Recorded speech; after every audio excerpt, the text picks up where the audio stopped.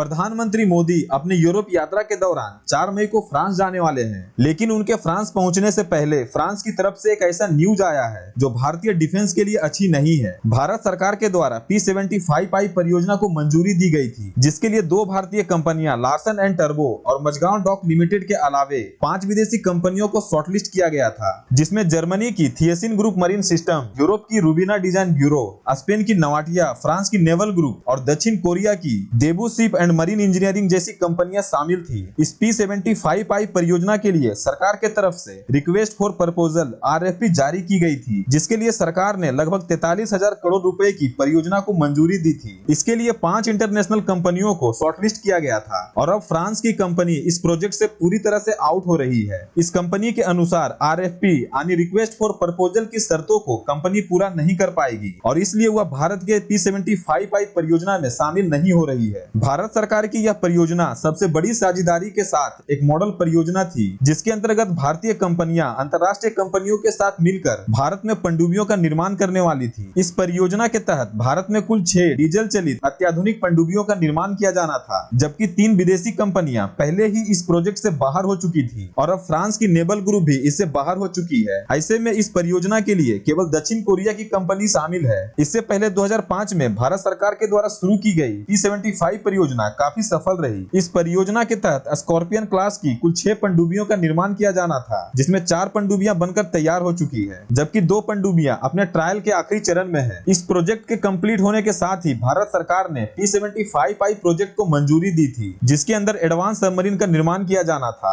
जैसे इस प्रोजेक्ट में AIP air independent propulsion technology का इस्तेमाल किया जाना था। इस टेक्नोलॉजी के प्रयोग से सबमरीन को बार बार एयर के लिए ऊपर आने की जरूरत नहीं पड़ती है। इसके इस्तेमाल से डीजल चलित सबमरीन न्यूक्लियर सबमरीन की तरह ही लंबे समय तक पानी के अंदर रह सकता है। इस प्रोजेक्ट की सबसे खास बात यह थी कि इन सबमरीन को मेक इन इंडिया के तहत भारत में बनाया जाना था, जिससे भारतीय कंपनियां इन टेक्नोलॉजी को अच्छी तरह से समझ पाती, ताकि आगे चलकर इस तरह के सबमरीन का निर्माण भारत खुद कर सके। अब सवाल आता है कि विदेशी कंपनियां इस प्रोजेक्ट से बाहर क्यों हो रही है? तो इसका एक रीजन RFP को बताया गया है, जिसके अनुसार इन कंपनियों का कहना है कि हम RFP की कंडीशन को फुलफिल नहीं कर सकते, क्योंकि RFP की नियमों के अनुसार सबमरीन को निर्माण करने के लिए उपयोग किए जाने वाले मटेरियल को भारत में निर्मित किया जाएगा। साथ ही अगर सबमरीन में कुछ प्रॉब्लम आती है तो इसकी सारी जिम्मेदारी कंपनी के ऊपर होगी। इसके अलावा कुछ विदेशी कंपनियां अपने टेक्नोलॉजी को भारत के साथ शेयर नहीं करना चाहती। इन सभी कारणों से यह प्रोजेक्ट पहले ही काफी डिले हो चुका है और अभी तक भारत सरकार के द्वारा फॉरेन कंपनियों का सिलेक्शन नहीं होने के कारण यह प्रोजेक्ट और भी डिले हो सकती है।